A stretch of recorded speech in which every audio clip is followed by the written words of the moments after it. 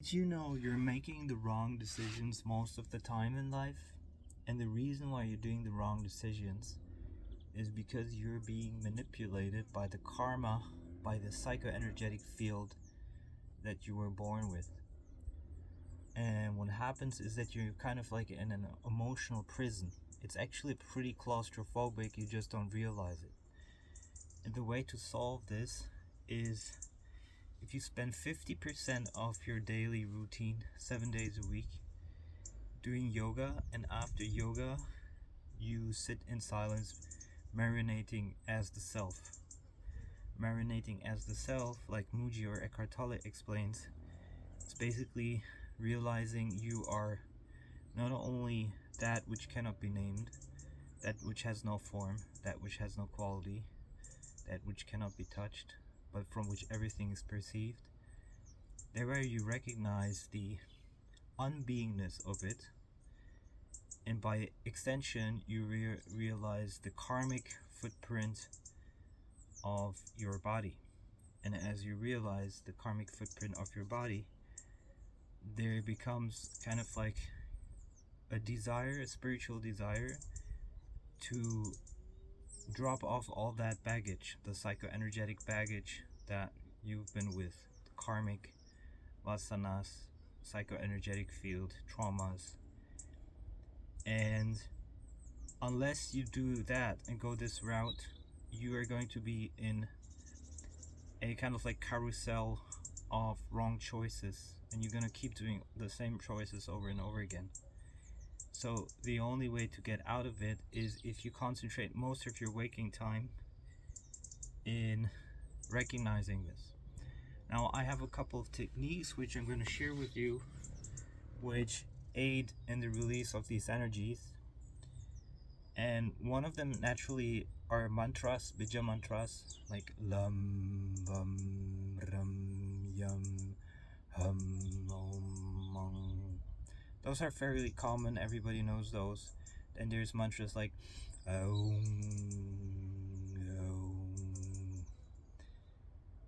then you have tapping, but not the EFT type tapping, but you pick a spot where you feel there's energy unresolved and you keep on tapping there, maybe even for hours, until the energy opens up. And then the nadis, the energy channels, they start to work like elevators in which the energy kind of like attaches to and goes up towards your eyes and wants to be cried out. So you let out all of these emotions through the psychoenergetic field, through the tears, and you disidentify with the story by resting and abiding in the self. And then there's nadi breathing. Nadi breathing is basically you pick two spots on your body where you feel there's something still stuck, energetic, and you breathe back and forth, visualizing an energy channel between those spots. That's also how you release energy. And all psychoenergetic energy and fields. Then there's a little bit of noise in the background because it's Sunday, and it's usually, I'm a van lifer, so I'm always traveling, and for me the worst are the weekends because there's so many people always coming with their noise from the cities and bringing it into nature. It's kind of awkward to observe that. Instead of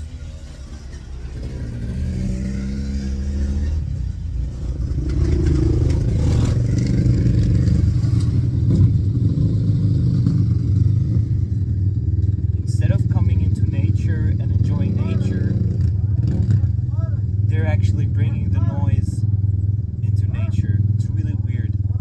And the more you awaken, spiritually awaken, the more you feel distanced by it.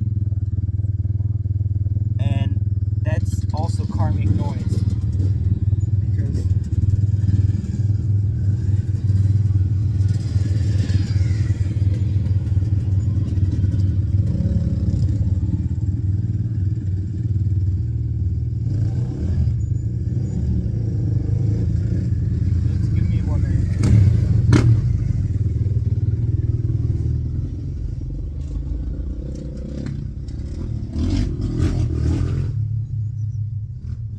it's also karmic noise, and I'm gonna explain it. Noise is not healthy for anyone. Actually, it was determined even. I think there was a study for it which showed that noise and these kind of noises and mechanical noises, they actually make people sick.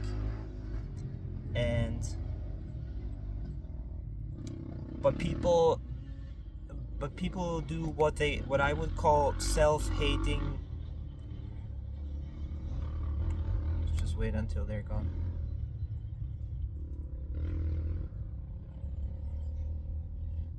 You can either choose a harmonious state for yourself, or you can choose a disharmonious state for yourself. And the one is self-love and the other is self-hate, respectfully.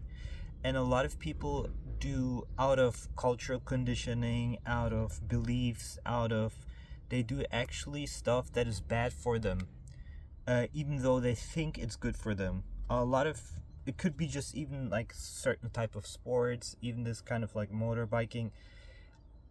On an essential psychoenergetic level, it's actually not healthy for them. So while they're not recognizing it, they're actually practicing self-hate, because it's not harmonious for the human state.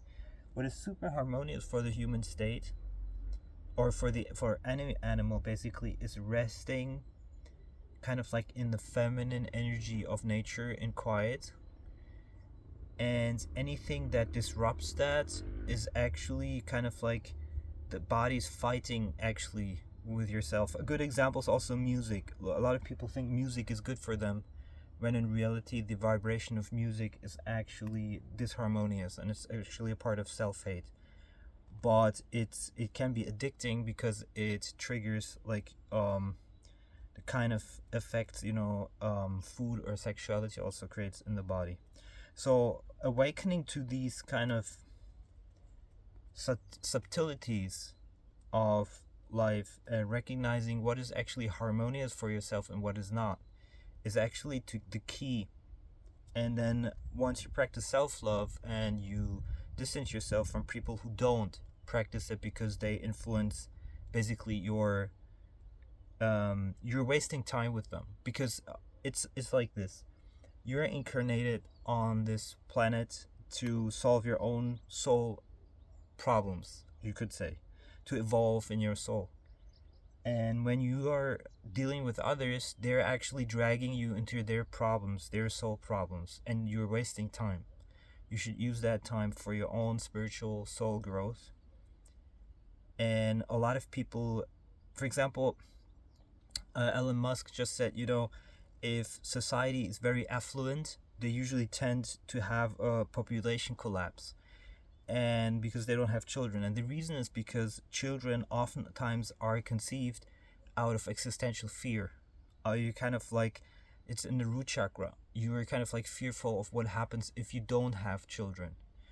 It's kind of like it's very, very, very unconscious. People don't realize it, and the more subtle you go, the more you realize it. Even Eckhart Tolle said, when we become super conscious, we stop procreating. And that's very interesting, seeing it from different angles, and ask yourself, questions like, question everything and everyone, and even your own thoughts.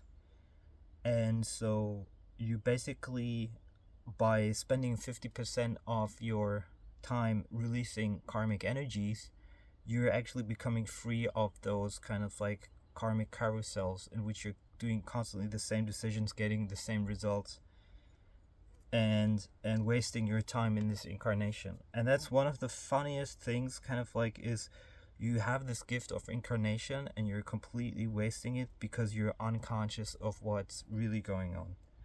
So you're kind of like busy with entertainment, sex, people, the city, noises, music, not realizing that you're completely wasting your time.